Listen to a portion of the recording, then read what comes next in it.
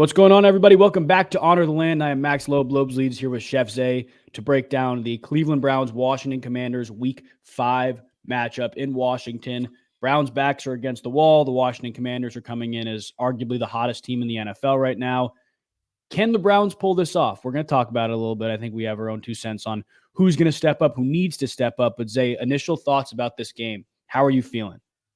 Desperation is the only thing that I can say right now. There's really not much to say. If you've ever played sports or anything competitive and you've had a good coach at that, you know the aura that's surrounding the team right now. You know the feel, and there isn't a lot that needs to be said. I think the task in front of you and understanding the situation that you're in is pretty evident. So if you don't get it done this week, as much as we don't want to sit here and talk about stuff like that, it's going to become more in your face, and you're not going to be able to, get away from it as much. So I think what's understood doesn't need to be explained, and we need to come out desperate this week, man. Absolutely. And I think desperation often brings out the best in those tough, gritty teams, which the Browns are. Now, before we talk anything about the matchup, we did get some unfortunate news yesterday with Alex Wright. Alex Wright is done for the season. Obviously, the Browns have some interior defensive line reinforcements probably coming back next week or in the next couple weeks with Mo Hurst, Mike Hall. So that is a good thing. Isaiah McGuire has been playing really, really well on the outside. I want to make sure everybody sees that too. So is Devin Bush. Yes, Devin Bush played really well last week too. So like guys are stepping up, and I feel confident that guys will continue to do so, especially after the end of last year and what we've seen so far, at least with backups this year. Guys can step up and will step up, but that's a tough loss. You know where I think it's tough that people aren't going to give enough credit to? I think it's tough losing his leadership. While he may be this young guy, one thing that we saw last year in the playoff game, and we see it every time I see him, he's around Myles Garrett. He's trying to soak in that leadership. And, I always like to go back to last year in that playoff moment. They panned over to the camera, and he was the one on the sideline trying to get everybody going. Like, It was him and then everybody else around him. Yep. And I asked him about it, and he said, to be on this team, you don't have to be a Myles Garrett or a Delpit or a Ward to, be a leader out there. And I think he was slowly growing into that leader role. Obviously, he's had some moments this year. He won us the game in that Jacksonville with the sack, sealing the deal there. And, he was coming into his own, especially coming into a contract year. So it sucks to see that. But I know personally he's going to be working, if not already working, to getting back at it. So speedy recovery to my guy. And I know the guys will pick up the slack. Yeah, they will absolutely pick up the slack. Prayers up for Alex Wright, speedy recovery. Again, it was something that kind of lingered throughout training camp from what we heard. Like he heard something during the joint practice with the Vikings, and then he re-aggravated it and was looking to try to figure out what was going on, figured it out, and they said, you need surgery. There's no escaping this. It's just going to continue to get worse. So you nip it in the butt now. You get surgery. You move on. You're done for the year, but next year he will be back. Outside of that, though, I do think the Browns are walking into this game with a little more optimism on the health side. I know this team's banged up. You can only be so optimistic, but I don't know about you. In my opinion, it seems like David Njoku is going to play on Sunday. We wait to see, obviously. He did not practice on Thursday, but it was a scheduled do not practice. They expected him. It was a day on, day off type thing. They expected him not to practice on Thursday. So you saw the Wednesday practice and then the Thursday DNP. It was scheduled. Don't freak out. I also do wonder if there's a little bit of subliminal pressure with getting him back this week because you didn't put him on IR after week 1. And the main reason you do that is because you think he can return within 4 games. But this would be the 4th game that he missed if he doesn't come back. So I do think there is a little bit of pressure to get him back. Health-wise, it seems like he's on that track, right? It seems like he's good to play. I mean, I feel like everything is pointing towards him playing. Unless something happens, he tweaks something from here. I think if anybody's chomping at the bit to get back, it's definitely David Njoku, seeing as though the offense is, pretty much non-existent without him being in it right now. So I know, knowing the guy that David Njoku is, I can't imagine that he's going to want to sit this one out. I guess only time will tell, right?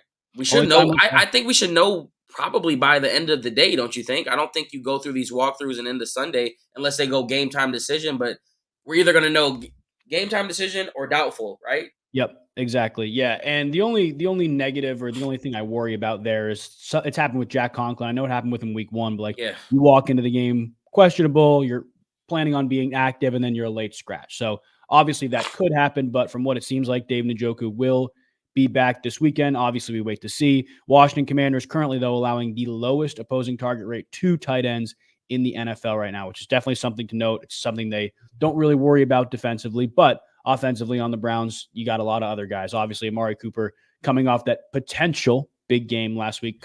Stat sheet could have very, very well looked different. Same with Deshaun Watson, his best game of the year against Las Vegas.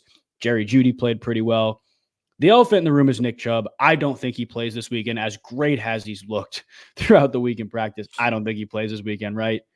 No, yeah. So my theory is I don't think he plays this week, but I think this week dictates when he'll come back. I Okay. think if we win this week, I think they'll be a little bit more adamant to be push that 21-day window and be like, hey, you know what? We'll get through this Philly week. And then this is why I think there's a real possibility of us stringing together some wins, as crazy as it sounds. Because if you look at how it can pan out, if we can somehow beat Washington, Philly's having some problems of their own. You sneak one out against them. How iconic and how momentum shifting would it be if Nick Chubb were to come back for that first game back home and that 3-game stretch? It makes so much sense. But if we lose this game, at that point, it's just like wheel them out. Let's get it going. We need any kind of bolt, any kind of energy jolt that we can get, and I think Nick Chubb would be the perfect recipe or the perfect ingredient for the recipe that we would need after if we lose 1-4. I mean, come on. So you think there's a chance they string together 3 straight wins? I can feel. Look, I'm being a homer a little bit, but I see a world where we can do it, and here's why. Why can we beat the Commanders? Well, the Commanders are sitting at 3-1 with a rookie quarterback. He has yet to face any major test that is the defense that is Jim Schwartz and what we think can be a number 1 defense in the league. So I think there's that aspect of he can cut. It's a perfect opportunity for him to come off his high. And if you do that here, you steal one. And Philly is having problems of their own. As good as Saquon Barkley's looking right now, something's just not gelling, and that's stemming from last year. So why not pull that one together? And then if you do that, you're sitting here and you're looking at Cincinnati Bengals. Everyone knows how good the Bengals is. And then if my theory plays out, Nick Chubb comes back. Oh, I mean, the recipe for 3 in a row is right there. And then you got Baltimore. We already know what Deshaun Watson did against Baltimore that last game. And then to end off that 3-game home stretch right before the bye, you got the Chargers. There's a big opportunity here before things get real messy with this AFC North. And that's all I'm saying. If you squeak one out today, prepare for a steamroll of wins. I just feel it. Yeah, this would be a huge game for them to win. I personally think this Commanders game is a big trap game for Washington. I think you have a rookie quarterback, a younger team, a first-year head coach riding in really, really high off of a great start and a huge win last week against Arizona. That was their statement win, at least so far this year. Now you're getting a team that's pissed off, hungry, fighting for their lives, desperate, on the road. They've won on the road already this year. This to me is a big trap game. I'm with you. If they can build some momentum here, they get the Eagles in 2 weeks. We can't look too far ahead. They're really struggling defensively. Obviously, they get a bye this week, so the Browns will get them off their bye, which stinks. But I don't see why not either. I do think it starts this week, and it's going to be a tough, gritty game, a really, really tough, gritty game. Something I noticed about the Commanders, though, they overall, they play a very similar defensive structure to the team the Browns beat week 2, the Jacksonville Jaguars. Coverage-wise, a lot of cover 2, a lot of that middle field open stuff with Deshaun Watson has not been bad against, and that is where David Njoku will find his little sweet spots. But they also run a good amount of man coverage. Like their third leading coverage is cover 1 man, which the Jaguars ran a lot of against the Browns. And to be quite frank, the Browns ate it alive. Like they had their matchups and they loved their matchups. So if David Njoku is back, I absolutely love it. But I'll ask you, on the offensive side of the ball, who needs to step up for the Browns to have a chance to beat the Commanders? Well, you just pointed out something that I love, and I think back of who was a focal point in that Jacksonville game. Obviously, it starts with the run. That's number 1. But I think we see Elijah Moore this game. If you're getting matchups with the single coverage, we know how much Deshaun Watson loves some Elijah Moore. So I feel like this could be one of those games where Elijah gets 8 targets. Maybe we don't need 100+ yards from Elijah. We need 6 for 50, 6 for 60. That means we're moving the chains. That means we're putting ourselves in second and 6, second and 4 opportunities. And that's something that makes the game easier for Deshaun Watson and those smaller routes that they like to go to and those little checkdowns to just let David Njoku get the yak or Jerry Jeudy get the yak. So I really, you obviously can go to Jerry Jeudy, obviously Cooper Moore, Amari Cooper, but I'm looking at Elijah Moore this game. He needs to get involved, especially after being non-existent the past 2 weeks. Yeah, I could not agree more, no pun intended. That is the man matchup that you always have to take advantage of. And Washington's pretty evenly distributed with where they allow their targets outside of tight end room. They don't really allow a ton there, but yeah, you got to take advantage of your matchups there. Obviously, they have some talented players on that defense. That pass rush can really, really get after the quarterback. If that's the case, you get the ball out quick, right? And I think a similar defensive structure to Jacksonville will play into the Browns' hands. I think they'll be able to throw the ball, but on the ground, the Browns got to establish something, especially because we don't think Nick Chubb is going to play. You look at what they did against Jacksonville from the start of the game. I believe it was either 6 or 7 linemen out there first snap of the game. Like they established and set a tone on the ground right away. And I hate to put Jayden Daniels in the conversation with like elite quarterbacks after only 4 games. He's playing like it. That's the He reality. is. But the old-fashioned recipe to beat those elite quarterbacks, Peyton Manning, Tom Brady, Mahomes at times, Josh Allen at times, just keep them off the field. Give them less opportunities. Don't let them get into a rhythm. And if that's the case, the Browns can string together like that 9-minute drive they had against the Las Vegas Raiders to start the game. Keep them off the field. You don't have to worry about them getting into a rhythm. That's going to be the key. They need like 3 of those. They need Yeah. one in the first. They need one every quarter, honestly. If you can control that every quarter. But I'm anxious to know kind of how they do this run game. Number one, I think Jerome Ford is going to get a jolt. I think people underestimate getting your star back and what that's going to do for the running back room as a whole. And we already know he's just one explosive play away. But I'm curious to know if they go Deontay Foreman just to get that feel back of trying to introduce Nick Chubb back in. Like, hey, this is the sets we'll be running. Obviously, he's not Nick Chubb, but he would be the guy that you want to mold or test the offense of what you want to introduce when Nick Chubb comes back. So, I mean, he had 2 carries 2 games before. He had 4 carries this past game, so he's trending upwards to getting 6 carries this game. So we'll see if he's the lead back coming out because, like you say, man, the number one trick to beating the Commanders is going to be able to control the time possession in this game because you don't want that offense out there on the field. No, not at all. And we'll talk about that offense here in a minute. But another running back note, Nyheim Hines also was elevated, or his window was opened, excuse me. I'm a huge Nyheim Hines fan. I think he provides a third down role that not a lot of, frankly, I don't think any back on the Browns can provide right now. But Jerome Ford has been doing a really good job of it. So if you want to lean into Jerome Ford over Deontay Foreman, which has kind of been the case except for the Jacksonville game, maybe you not limit Ford to a first, second down role, but prioritize him as that guy that's going to get you the tough earned yards, take care of the football. And then on third down, if you need to give him a break, maybe change it up a little bit if you activate Hines and put Hines in those spots. Now, that is all well and good. The offensive line is still the biggest issue here. You got to be able to block these guys. And like I said, Washington's defense is okay. Like it's been all right to start the year, but the bottom line is they have some dogs up front, especially on the inside. Oh my goodness, do they have some really good players. However, teams don't run the ball a ton against them, which is odd. Run it well. They don't run a ton, but they run it well, which is exactly the formula the Cleveland Browns kind of used the end of last season to put up 25 plus points a game. Like you run efficiently, you air the ball out, and you use the talent you have on the perimeter to score points and get yards.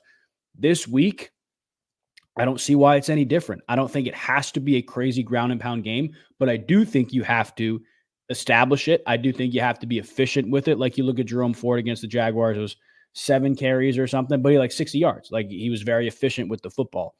You get David Njoku back this week, I think it plays right into the hands of you being an efficient offense on the ground. Like the Commanders are allowing over 5 yards a carry. That is horrible. You have to take advantage of that. You have to take advantage of it, and it's just it.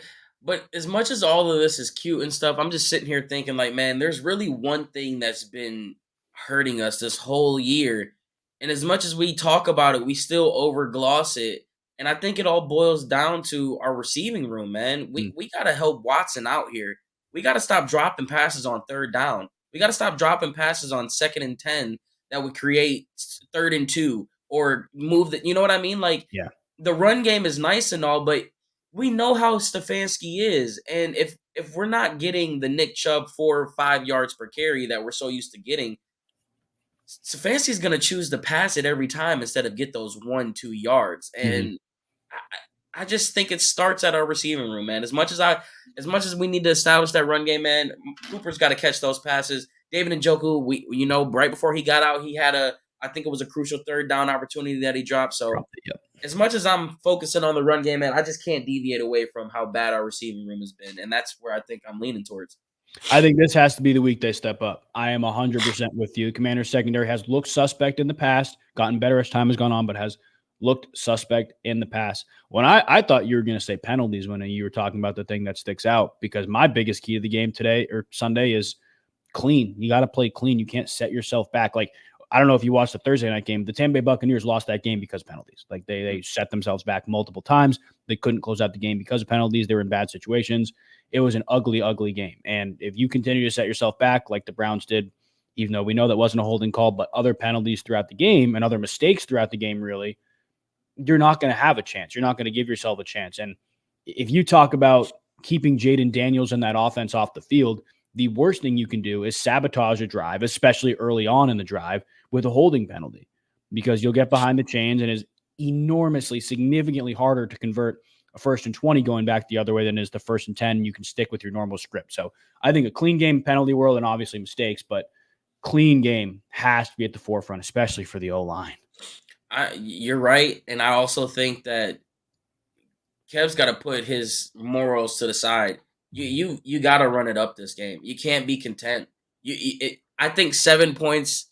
I mean, it's obvious 7s are worth more than 3, but the saying any points are good points. I'm sorry, I don't think 3 is going to get it done this week. Yeah. Like you're going to have to go out there and convert. And you're what I think they're the best red zone team in the league. They just don't get there. Yeah. If I seen a statistic on that, so as much as we love D Hop, bro, we gotta put up the points because we've seen it against the Cardinals. They'll have 30 points, but they want 45. They had 25, but they want 37. Like, so put the foot on the gas after you have this clean game, because as you know, we get leads and somehow we just piss them away. Yeah, and that has been kind of the theme throughout the year. Mistakes have definitely played a part in that, but I'm with you. Being aggressive, doing everything you can to convert 3s into 7s is enormous for the Browns offensively. On the other side of the ball, the Cleveland Browns have to stop Jayden Daniels, and you can talk about doing it in a lot of different ways. You can talk about spies. You can talk about past experiences with mobile quarterbacks. To be honest with you, the only real past experience they've had this year with mobile quarterbacks, Daniel Jones, that was really it, and they did a good job. What do the Cleveland Browns need to do to limit Jayden Daniels, especially with his legs? This is a Jim Schwartz game. Like, let's be honest. This is going to be one of those games where, we mentioned it right in the beginning. You're going to have to throw some things at Jayden Daniels that he hasn't seen yet. Just because he's playing like a top 3, top 5 quarterback in the league doesn't mean that he's still not a rookie. You can throw some things at this guy that he hasn't seen before. And I think Jim Schwartz is looking at the chops to give this guy some looks. But I think it starts with our front four.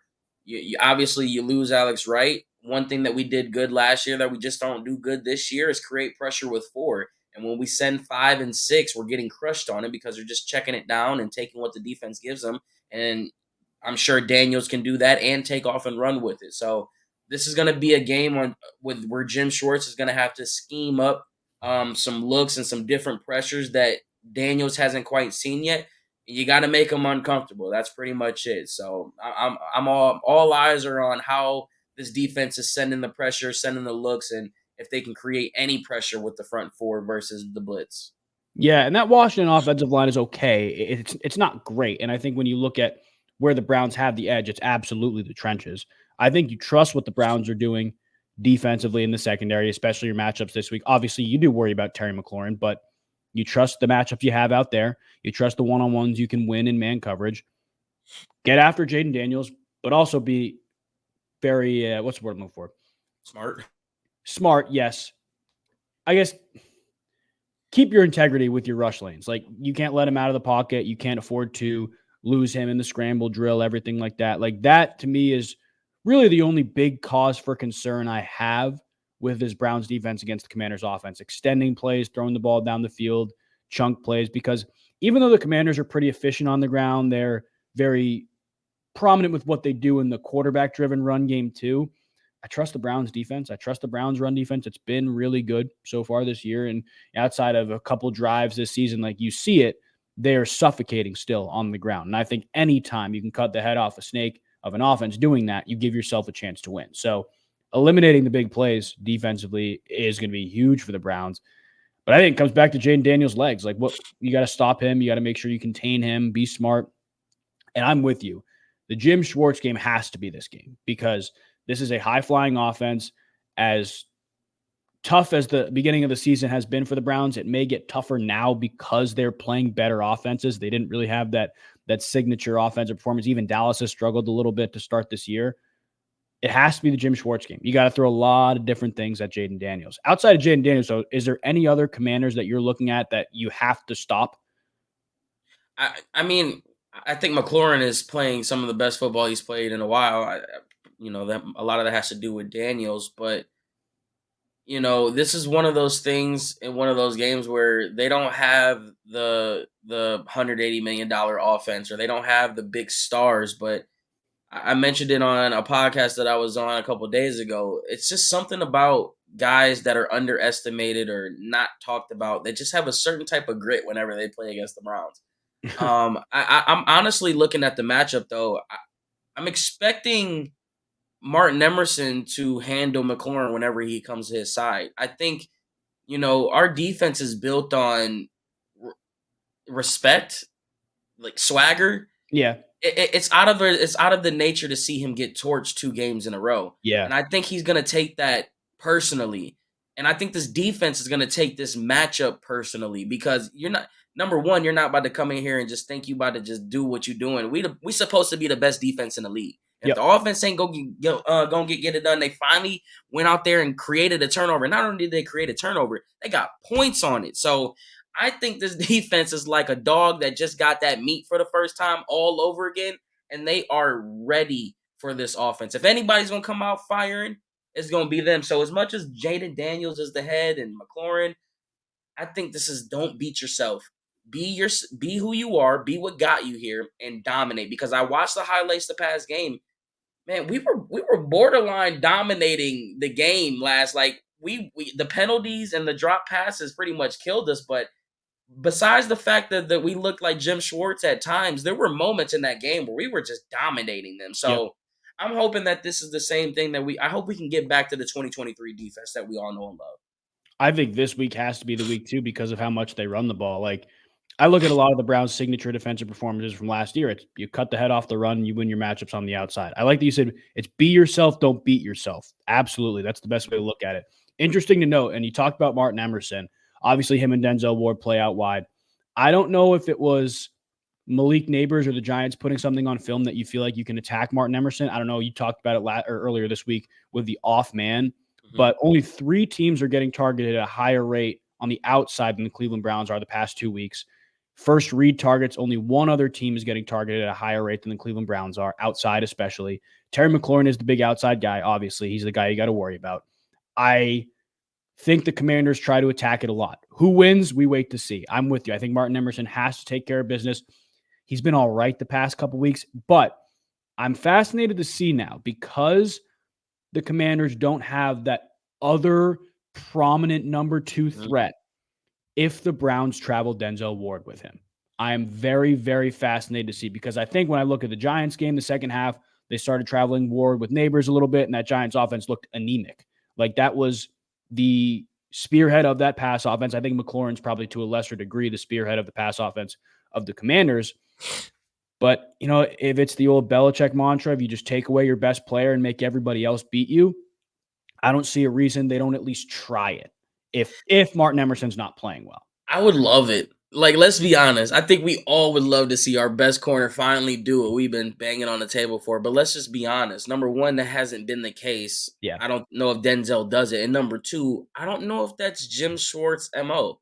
Like, I think he has confidence in his guys, especially the secondary. Like, it's a couple bad games. It's not like he's put up a plethora of bad stuff on tape over the years. Martin Emerson has been There's above par, there's above average, and then there's great. He's been closer to the great margin than he has Yeah, been above average. So let's cut the guy a little bit of slack. Sure, he's had a couple bad weeks, but if I'm Jim Schwartz, I'm saying, hey, they don't have much over there. So when Terry comes over, this is your opportunity to get your get backs. Go get it. Like, I just think our team is built on that swagger and that mentality. So I'm I'm all for it. If they're mirroring Terry McLaurin, it should be a slow day for this yeah, offense. Let's be honest. But if he's not, I'm ready to see 2-3 get back out there and do what he does best, and that's be physical and be all over the ball, because him being off the ball clearly is not working. So let's get back to our press coverage and let's yeah. let our mans do what they do best.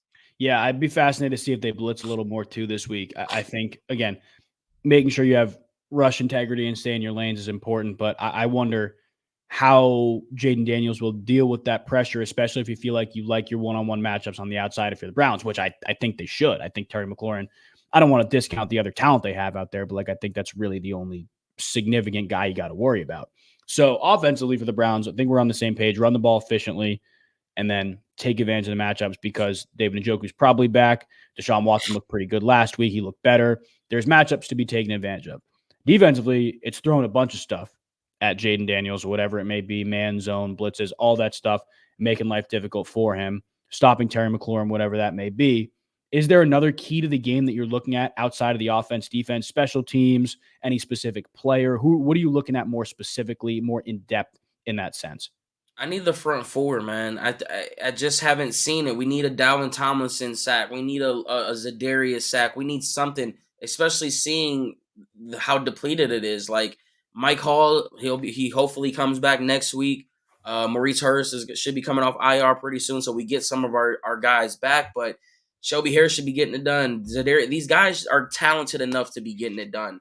And when you're forced to send blitzes, you're forced to play off. You can't play as press as you are, especially if they're attacking you and you're having an off game. Like certain things that you want to do that made you great as a defense, you have to alter. And I think if you can create some serious pressure up front with the front four, not just Myles Garrett, because we know Myles Garrett's going to cause havoc, but if someone else on that front four to where we can just send it and let these guys drop back in coverage and make Jake Daniels' life hell and think that we're sending 8 and we're really only we're dropping everybody back.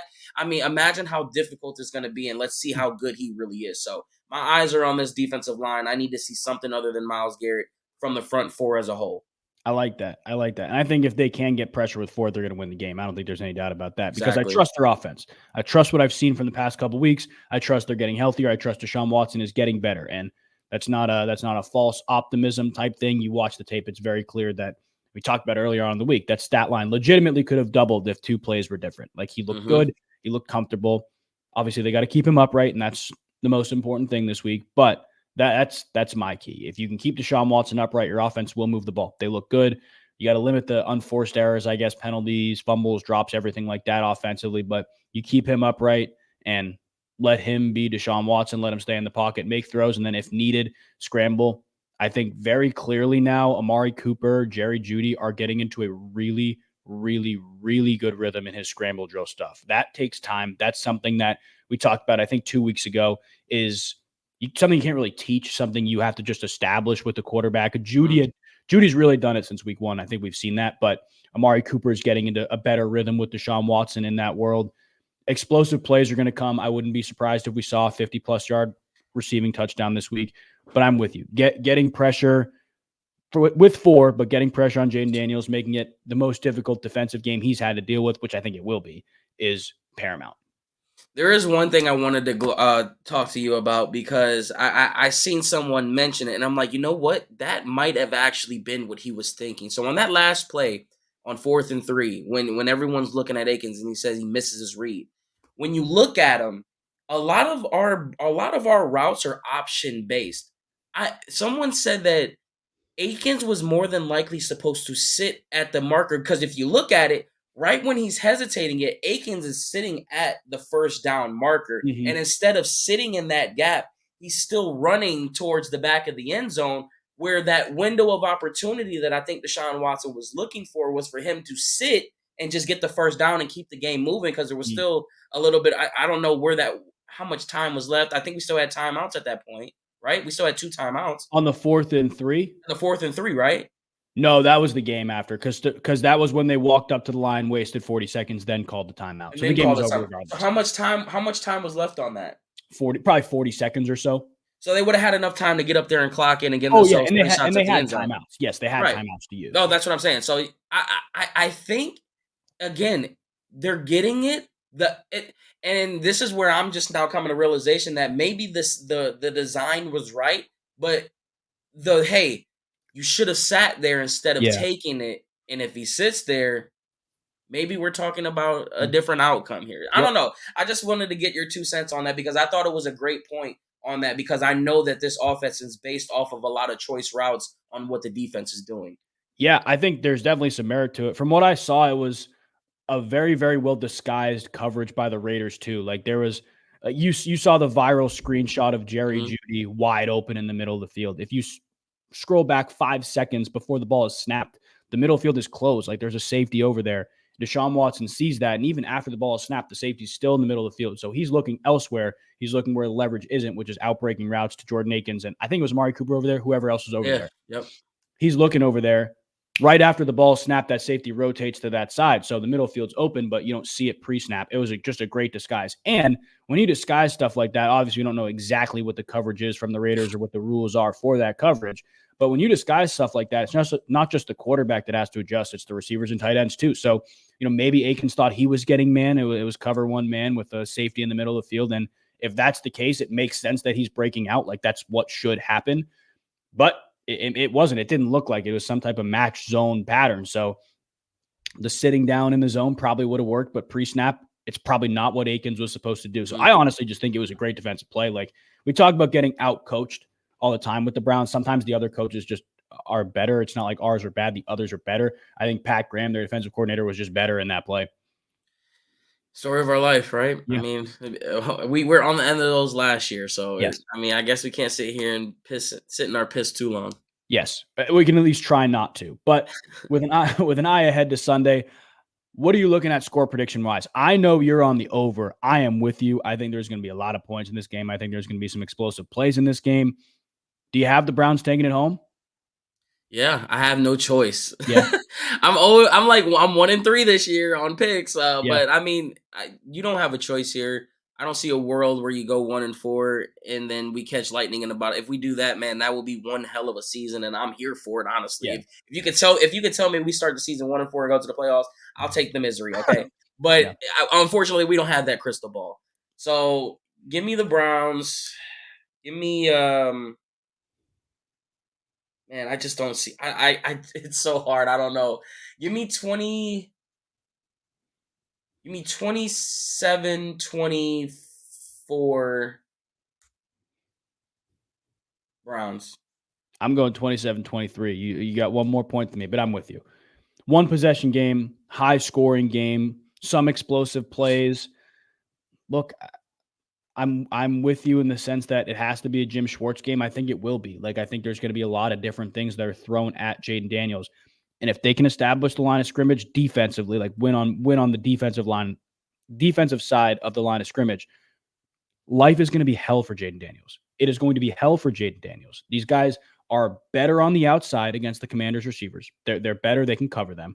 They can get after the quarterback defensively up front. They're better than them in pass rush situations. There is no reason that if the Browns can't stop the initial run game on first and second down, that they can't just completely shut this Commanders offense down. I know Jayden Daniels is dynamic. I know he can make plays with his legs. I know he can extend plays. But if you have gap integrity, if you rush the passer with fundamentally sound principles, not letting him get outside the pocket, on those third downs, the Commanders will not win. They cannot win on the outside. The Browns are better on the outside. So I think if the Browns can destroy the Commanders' offensive line, establish line of scrimmage defensively, they'll obviously hold the Commanders to only a certain amount of points, but they'll also put their offense in better scenarios. And I think that's been the key of the first couple of weeks of the season, not putting your offense in bad scenarios. Dallas, it was really, really bad. They put them in bad scenario after bad scenario. But this time around, they have to be able to put each other in better scenarios. 27-23 on my end, 27-24 on your end. Any other final words, any other players you're looking at that need to make an impact? I know you talked about getting home with 4, but this is a team effort, I think, this Sunday. No, yeah, it start 4 is my biggest guy on the offense. I need him to stack it. We talked about that on the last episode. If you can stack these performances up, man, you're heading towards the right direction of quieting the haters. But one thing I do want to say is just if we win this game, I don't care how we win it. We can win 2-0 on a safety. I don't give a damn. Okay. If we win this game, I don't want to hear any of the national media or anybody discredit this win as it's the Commanders. This is the hottest football team in the league. I don't give a damn about none of the narratives what you want to say. If we win this game, it's a respectable win, and you better put it as so. Because I don't want to. They in front of us. We lost to the teams we weren't supposed to lose to. So if we beat this team that's supposedly one of the best with a top 3, top 5 quarterback in the league right now, y'all better put some respect on it. I could not agree more. And the reality is, sometimes it takes a 1-3 slow start to realize it, but a win is a win in the NFL, and they're not easy, regardless of how much you're supposed to win by going into the season, going into the week. You still got to show up any given Sunday. I am with you. And to be honest with you, it wouldn't surprise me, if the media did the 180 and was like, it's the Washington Commanders. Maybe they're not as good as they thought, but it doesn't matter. A win is a win. It will not be discredited, at least in our world. I know that. But right. It won't be discredited, especially after this slow start. But we appreciate you guys watching. We appreciate you guys listening. Anyone who's new, make sure you follow, subscribe, and like the video. Zay, any final words before we sign off? Relax. It's going to be a long game. And remember, we could come out with a 13-play, 79-yard drive. It's the second and third drive that we need to focus on. Because if we can capitalize on those drives, it's going to be a great day. If not, buckle up and get your water. But with that being said, here we go, Brownies. Here we go. All right, guys. We will see you next time. Anybody in DC going to the game, if you see me, make sure you say what's up. We'll see you next time. Go Browns. Peace.